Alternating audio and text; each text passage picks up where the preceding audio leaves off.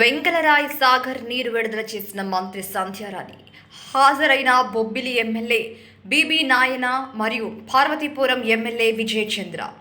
ఈ కార్యక్రమంలో మంత్రి సంధ్యారాణి మాట్లాడుతూ రైతు కళ్ళల్లో ఆనందమే ప్రభుత్వ ధ్యేయం, పంట పొలాలకు సాగునీరు పుష్కలంగా అందించాలని, గత వైసీపీ ప్రభుత్వం సాగునీరు ప్రాజెక్టులపై నిర్లక్ష్యం వహించిందని, పోలమాంబ అమ్మవారి దయతో చంద్రబాబుతో మాట్లాడి జైకా నిధులు రప్పించి పనులు పూర్తి చేస్తాం. గత వైసీపీ ప్రభుత్వం జైకా నిధులు దారి మళ్లించి రైతులకు అన్యాయం చేసిందని మంత్రి తెలిపారు.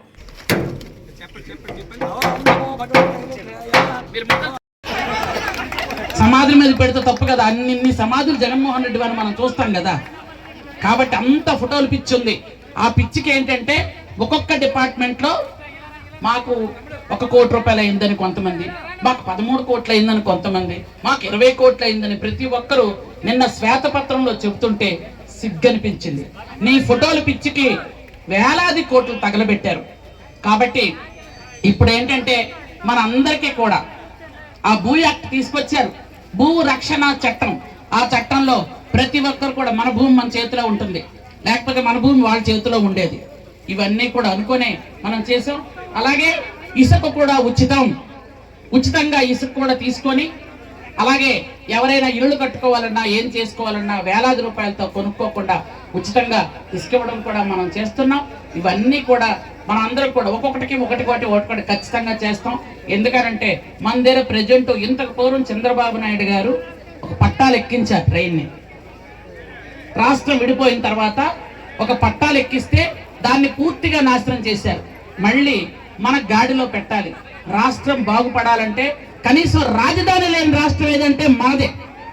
అలాంటి రాజధాని లేని రాష్ట్రానికి ఈరోజు అమరావతి రాజధానిగా చేసుకొని కేంద్రం నుండి నిధులు తెప్పించుకొని ఈరోజు కేంద్రం కూడా నిధులు మేమిస్తాం, మీరు కట్టండి, మేమిస్తాం, పోలవరం నిర్మించండి, మేమిస్తాం, అమరావతిని పూర్తి చేయండి అనే పరిస్థితికి వచ్చారు అని అంటే చంద్రబాబు నాయుడు గారి చాకచక్యమే వాళ్ళందరూ కూడా అర్థమైంది. ఇంత నాయకుడు ఖచ్చితంగా ఇంతకు పూర్వం మనం ఎన్టీ రామారావు గారు 83లో ఉన్నప్పుడే 9 నెలల్లోనే అనుకర సాధ్యమైనటువంటి విజయం సాధించారు, ముఖ్యమంత్రి అయ్యారు అనుకున్నాం మనం. ఆ రోజు అది అమోఘం, నా భూతో నా భవిష్యత్తు అనుకున్నాం. మొన్న 164 సీట్లు వచ్చి ప్రపంచం అయింది. ఇది ప్రజా ప్రభుత్వం. ప్రజలు తమ నాయకుడిని దగ్గరుండి ఎన్నుకొని చంద్రబాబు నాయుడు గారు అయితేనే ముఖ్యమంత్రి, ఈ రాష్ట్రంలో పిల్లలు బాగుపడతారు, మనకు భవిష్యత్తు ఉంటుంది, మనందరం కూడా బ్రతకగలమని అందరూ అనుకొని రాత్రి 11, 12 దాకా క్యూ లైన్ లో ఉండి ఓట్లు వేసి గెలిపించిన మన ప్రభుత్వం ఇది. మనందరం కలిసి మెలిసి ఉండి మనం ఇది ఖచ్చితంగా అభివృద్ధి చేసుకుందాం. అభివృద్ధికి కేర్ ఆఫ్ హెడ్డాస్ అంటేనే తెలుగుదేశం పార్టీ ఉండగా రైతులు ఎక్కడా కన్నీళ్లు పెట్టరు. రైతు ప్రభుత్వం ఇది. కాబట్టి అందరూ కూడా మీకెవరికి ఎప్పుడు ఏ సమస్య ఉన్నా మేము అందుబాటులో ఉంటామని మీకు అందరికీ మనస్ఫూర్తిగా తెలియజేసుకుంటూ ఈరోజు మీరందరూ కూడా రైతులందరికీ వచ్చినందుకు మరొక్కసారి మీ